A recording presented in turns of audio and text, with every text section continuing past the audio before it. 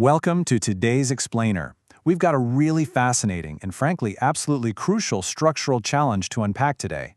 We are going to be diving deep into the dual socioeconomic crises that are currently defining Pakistan's labor market. We're talking about youth unemployment and the rapidly escalating brain drain. By looking closely at the latest economic surveys and migration reports from 2024 and 2025, we're going to piece together exactly what is happening, why it's happening, and what it actually means on a broader scale. To really wrap our heads around the scale of this issue, we have to start with one massive number: 64%. 64% of Pakistan's entire population, which is around 245 million people, is under the age of 30. Think about that for a second. That is a massive youth bulge. And for any economy, a demographic reality like this presents a profound crossroads. On the one hand, it has the potential to be this huge demographic dividend, right? A highly energetic workforce ready to drive economic growth and innovation. But without the right opportunities, this exact same demographic can very quickly turn into a demographic time bomb. Okay, let's dive into this and look at our roadmap. First, definitions of concepts. Second, the extent of the crisis. Third, causes of joblessness and brain drain. Fourth, impact on society and migration. And finally, skill gaps and vocational training. Section 1. Definitions of concepts. Core economic terms. So, when we use the term unemployment today, we aren't just throwing the word around casually. We're using the strict labor force definition utilized by the Pakistan Bureau of Statistics. We are specifically talking about the currently active population. This means persons aged 15 and above who are without work, are currently available for work, and, this is the most important part, have been actively seeking it. This specific criteria is absolutely crucial because it tells us that these individuals aren't just sitting out of the labor force. They really want to work, but the market simply cannot absorb them. Now, you might be wondering, what happens when people do find work, but it's just not the right fit? Well, this brings us to a really fascinating contrast. On one side, we have what's called overeducation or underemployment.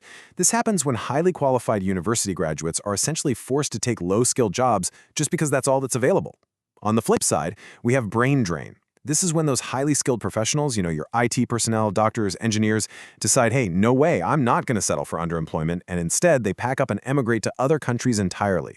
So the key takeaway here is that both of these phenomena are actually symptoms of the exact same problem, a domestic labor market that just cannot utilize its educated workforce. Moving on to Section 2. Extent of the crisis. A look at the numbers. And this brilliantly illustrates exactly what we're talking about. Based on the 2024-2025 labor force survey, the overall national unemployment rate is sitting at 6.9%. Doesn't sound too crazy, right? But when you actually break that down, the structural inequalities become glaringly obvious. The female unemployment rate jumps up to 9.7%, and look at the youth unemployment rate for those aged 15 to 24. It is a severe 12.5%. This tells us that new entrants to the labor market are facing massive structural barriers to entry. The economy simply isn't creating enough entry-level opportunities for its youngest, most eager workers. But wait, because unemployment literally only tells half the story. What about the people who are actually working? Get this, a staggering 80.4% of Pakistan's employed workforce is engaged in informal employment. 80.4%. This is essentially a defining feature of the country's labor market right now. Being in the informal sector means these workers completely lack vital social protections, legal coverage, and basic job security. They are highly vulnerable to economic shocks. And for women, this informality rate is even higher, reaching over 86%. Section 3. Causes of the crisis. Systemic push factors. So, why is this happening? The research points to a real perfect storm of systemic push factors and macroeconomic constraints. First off, there's a broader economic slowdown with these boom-bust cycles that have totally stunted consistent growth. Second, because of this low growth, there is a severe lack of formal job creation. The sectors that should be absorbing new workers just aren't expanding fast enough to keep up. Third, we have ongoing political instability and security concerns which understandably dampen both domestic and foreign investment. And finally, there's a massive structural mismatch between what the education system is producing and what the labor market actually needs.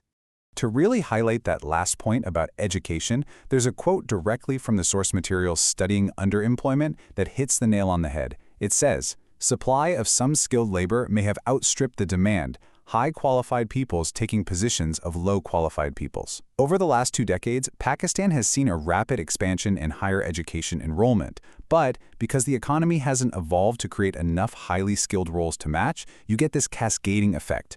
Desperate graduates are forced to take lower-level jobs, which then in turn pushes out the unskilled workers who would traditionally fill those roles. It's like a giant, very frustrating puzzle where the pieces don't fit. Let's look at Section 4, Society and Migration, Impacts and Consequences. We can't forget that behind every single macroeconomic statistic is a human being. A really revealing qualitative study conducted in the Lower Deer District explored the lived experiences of unemployed graduate youth, and the findings were stark. Prolonged unemployment is causing a severe psychological toll.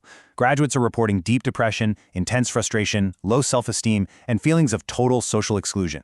They're dealing with immense family pressure to provide after years and years of investment in their education, leading to a profound sense of uncertainty about their whole future. Faced with these kinds of domestic realities, you can probably guess the response for a lot of people. Outmigration. In 2025 alone, over 762,000 workers officially left Pakistan. That is a huge number of people. So where are they all going? Well, a massive 92% of these labor migrants head to Gulf Cooperation Council countries, places like Saudi Arabia and the UAE. For the vast majority, you have to understand this isn't just about chasing career advancement. This is a vital household survival strategy driven purely by the lack of formal, well-paying jobs back home. But what happens to those who are desperate to leave, but just cannot secure legal work visas? This is where the data shows a really dangerous shift toward irregular migration. As developed nations implement much stricter global border controls and reduce quotas for unskilled labor, migrants are increasingly forced into unauthorized channels. Among irregular migrants from Pakistan detected at European borders, nearly 90% are now using highly dangerous Mediterranean sea routes, with 77% of them specifically targeting Italy. Let's move to our final area, Section 5, Skill Gaps in Training, Vocational Sector. Now, what's really interesting about this next stat is just how contradictory and frankly shocking it is. Pakistan actually has a booming IT sector right now. Yet, despite that, only 10% of its IT graduates are currently employable. Only 10%. How is that even possible? Well, it all comes down to severe academic gaps. The universities are churning out degrees left and right, but the curriculum is so totally disconnected from actual industry requirements that 90% of the graduates lack the practical, day-to-day skills that companies actually need to hire them today. And this skill gap completely bleeds over into the technical and vocational education and training sector, or TVET for short. The TVET system is facing some crippling challenges. The curricula are outdated, and there are incredibly weak linkages between the training institutes and the actual industries they're supposed to serve. On top of that, there's a massive issue with fake certifications, and that is a huge problem because it destroys the international reputation of Pakistani labor. So, as a result, when Pakistani workers try to compete in the global market, they're facing intense competition from countries like India, Vietnam, and the Philippines, countries whose vocational systems are producing workers with internationally recognized, trusted credentials. Let's move to see how this builds into some actual solutions, because fortunately, researchers and policy analysts have mapped out a pretty clear roadmap for reform here.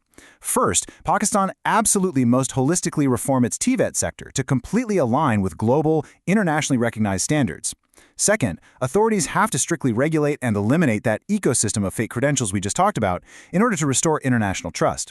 And third, rather than just exporting general unskilled labor, Pakistan needs to focus on developing niche, specialized skills where it actually has a comparative advantage, things like halal food processing and Islamic finance.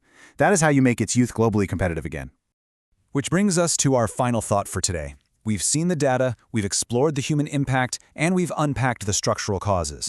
The stakes literally could not be higher. A 64% youth population is an unstoppable force. So, the question we have to leave you with today is this. Will Pakistan be able to execute the deep structural reforms required to harness this massive youth demographic dividend? Or, without systemic change, will this pressure cooker inevitably detonate into a demographic time bomb? It's an incredibly complex, evolving situation, and understanding these underlying forces is the key to watching how it all unfolds. Thank you so much for joining me for this explainer, and keep learning.